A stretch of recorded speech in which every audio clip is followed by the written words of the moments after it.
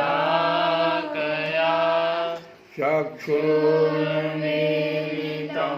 येन तस्मै श्रीगुरुवे नमः। वसुदेवसुतं देवं कंसचाणूरमर्दनं देवकी परमानन्दं कृष्णं वन्दे जगद्गुरुं। रुक्मिणी केलिसंयुक्तं पीताम्बर सुशोभितं तुलसीगन्धं कृष्णं वन्दे जगद्गुरुं। हे कृष्ण करुणा सिन्धो दीनबन्धो जगत्पते गोपेश गोपिकान्त राधाकान्त नमस्तुते। तप्तकाञ्चन गौराङ्गी राधे वृन्दावनेश्वरी वृषभानुसुते देवी प्रणमामि हरिप्रियं। श्रीकृष्णाय वासुदेवाय हरये परमात्मने प्रणतक्लेशनाथाय गोविन्दाय नमो नमः। मातु मेरी श्री राधिका पिता मेरे घनश्याम, इन दोनों के चरणन में मेरा बारंबार प्रणाम, मेरा बारंबार प्रणाम, मेरा बारंबार प्रणाम। कल की कथा में हम लोग नारद जी के जन्म की कथा सुन रहे थे। नारद जी कहते हैं व्यास जी से कि व्यास जी, आपका ज्ञान पूर्ण है, आप भगवान की ही कीर्ति का, उनकी प्रेममयी लीला का वर्णन कीजिए। उसी से बड़े बड़े ज्ञानियों की भी जिज्ञासा पूर्ण होती है। जो लोग दुखों के द्वारा बार बार रौंदे जा रहे हैं, उनके दुख की शांति इसी से हो सकती है, और कोई उपाय नहीं है। हम लोग दशहरा में माता जी का भी स्मरण कर रहे हैं, तो आज भी एक माँ का भजन करने के बाद कथा को आगे बढ़ाएंगे। जगदम्बहि अवलम्ब हमारा, जगदम्बहि अवलम्ब हमारा, जगदम्बहि अवलम्ब हमारा। हे माए अहाँ बिनु आस कर, हे माए अहाँ बिनु आस कर, जगदम्बहि अवलम्ब हमारा। हे माए अहाँ बिनु आस कर, हे माया बिनु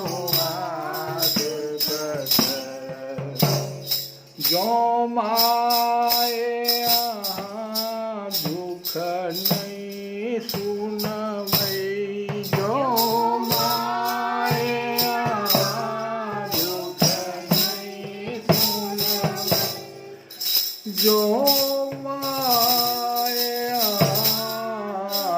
दुख नहीं सुनवई तो जाए कहूँ ककरा कहवई तो जाए कहूँ ककरा कहवई।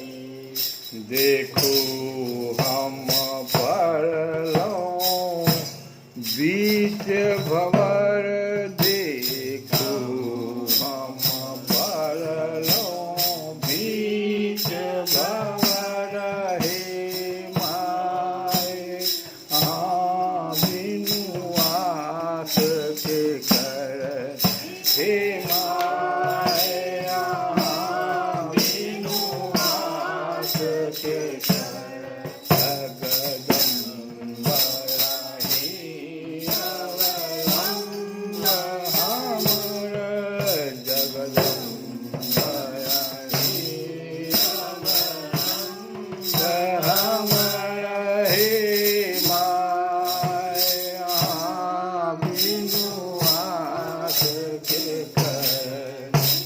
हम सब जग सो ठुकरायल थी हम सब जग सो ठुकरायल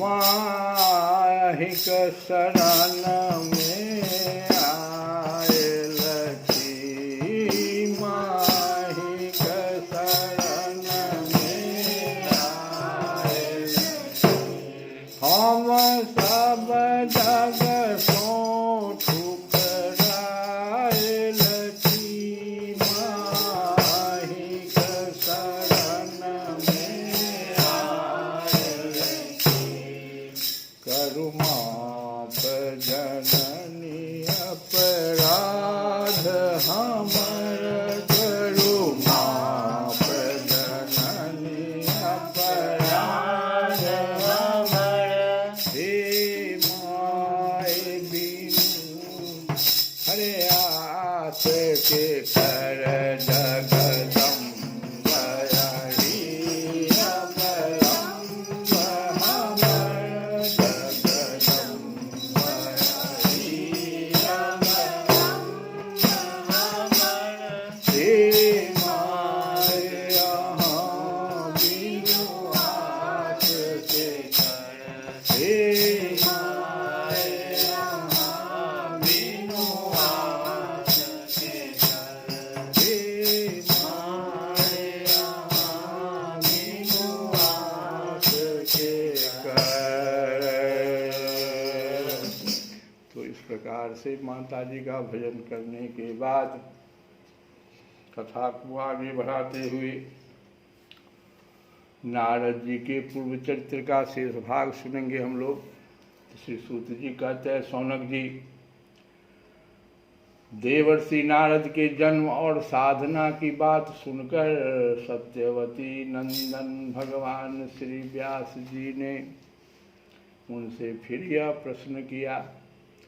श्री व्यास जी ने पूछा कि नारद जी, जब आपको ज्ञानोपदेश करने वाले महात्मागण चले गए तब आपने क्या किया? उस समय तो आपकी अवस्था बहुत छोटी थी। स्वयंभो आपकी शेष आयु किस प्रकार व्यतीत हुई और मृत्यु के समय आपने किस विधि से अपने शरीर का परित्याग किया? देवर्षि, काल तो सभी वस्तुओं को नष्ट कर देता है। उसने आपकी इस पूर्व कल्प की स्मृति का कैसे नाश नहीं किया? श्री नारद जी ने कहा कि मुझे ज्ञानोपदेश करने वाले महात्मागण जब चले गए तब मैंने इस प्रकार अपना जीवन व्यतीत किया। यद्यपि उस समय मेरी अवस्था बहुत छोटी थी, मैं अपनी माँ का एक लौता लड़का था। एक तो वह स्त्री थी, दूसरे मूढ़ और तीसरी की दासी भी थी। कम पढ़ी लिखी थी और दासी भी थी, स्त्री भी थी। मुझे भी उसके सिवा और कोई सहारा नहीं था।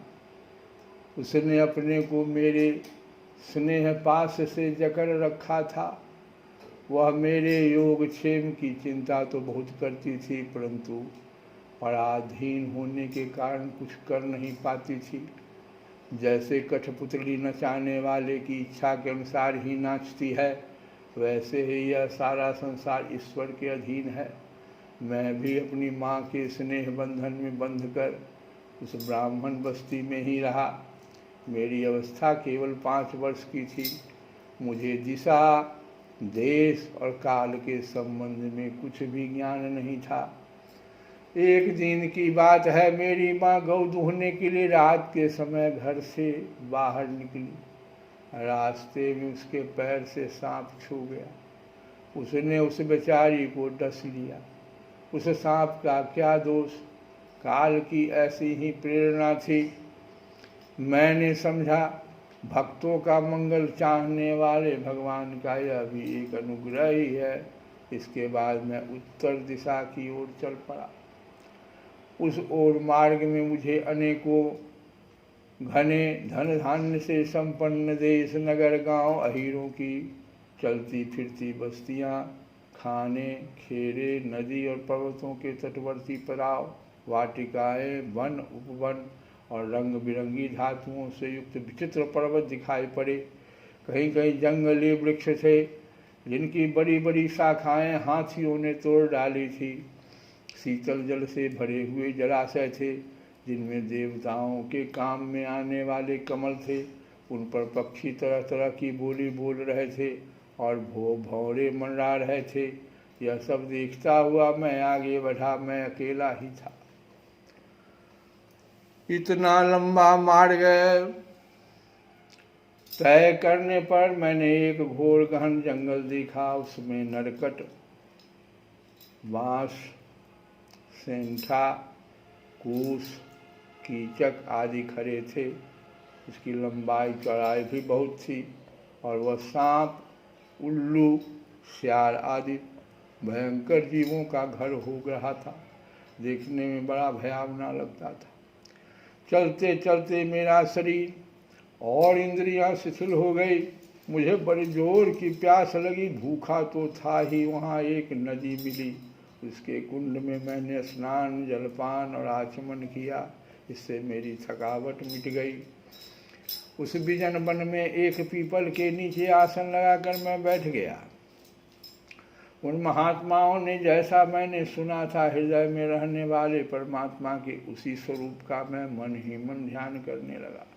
भक्ति भाव से वशीकृत चित्त द्वारा भगवान के चरण कमलों का ध्यान करते ही भगवान प्राप्ति की उत्कट लालसा से मेरे नेत्रों में आंसू छलछलाए और हृदय में धीरे धीरे भगवान प्रकट हो गए। व्यास जी उस समय प्रेम भाव के अत्यंत उद्रेक से मेरा रोम रोम पुलकित हो उठा। हृदय अत्यंत शांत और शीतल हो गया। उस आनंद की बाढ़ में मैं ऐसा डूब गया कि मुझे अपना और ध्येय वस्तु का तनिक भी भान न रहा। भगवान का वह अनिवर्चनीय रूप समस्त शोकों का नाश करने वाला और मन के लिए अत्यंत लुभावना था। सहसा उसे न देख मैं बहुत ही विकल हो गया और अनमना सा होकर आसन से उठ खड़ा हुआ। मैंने उस स्वरूप का दर्शन फिर करना चाहा, किंतु मन को हृदय में समाहित करके बार बार दर्शन की चेष्टा करने पर भी मैं उसे नहीं देख सका। मैं अतृप्त के समान आतुर हो गया। मैं इस प्रकार निर्जन वन में मुझे प्रयत्न करते देख संग भगवान ने, जो वाणी के विषय नहीं है, बड़ी गंभीर और मधुर वाणी से मेरे शोक को शांत करते हुए कहा। भगवान ने क्या कहा कि खेद है कि इस जन्म में तुम मेरा दर्शन नहीं कर पाओगे। इस जन्म में भगवान कहते हैं खेद है कि इस जन्म में तुम मेरा दर्शन नहीं कर सकोगे। जिनकी वासनाएं पूर्णतया शांत नहीं हो गई है, उन अधकचरे योगियों को मेरा दर्शन अत्यंत दुर्लभ है। जिनकी वासनाएं पूर्णतया शांत नहीं हो गई है, उन अधकचरे योगियों को मेरा दर्शन अत्यंत दुर्लभ है। निष्पाप बालक, तुम्हारे हृदय में मुझे प्राप्त करने की लालसा जागृत करने के लिए ही मैंने एक बार तुम्हें अपने रूप की झलक दिखाई है। मुझे प्राप्त करने की आकांक्षा से युक्त साधक धीरे धीरे हृदय की संपूर्ण वासनाओं का भली भांति त्याग कर देता है। अल्पकालीन संत सेवा से ही तुम्हारी चित्तवृत्ति मुझ में स्थिर हो गई है। अब तुम इस प्राकृत मलिन शरीर को छोड़कर मेरे पार्षद हो जाओगे। मुझे प्राप्त करने का तुम्हारा यह दृढ़ निश्चय कभी किसी प्रकार नहीं टूटेगा। समस्त सृष्टि का प्रलय हो जाने पर भी मेरी कृपा से तुम्हें मेरी स्मृति बनी रहेगी। श्री कृष्ण गोविंद हरे मुरारे, हे नाथ नारायण।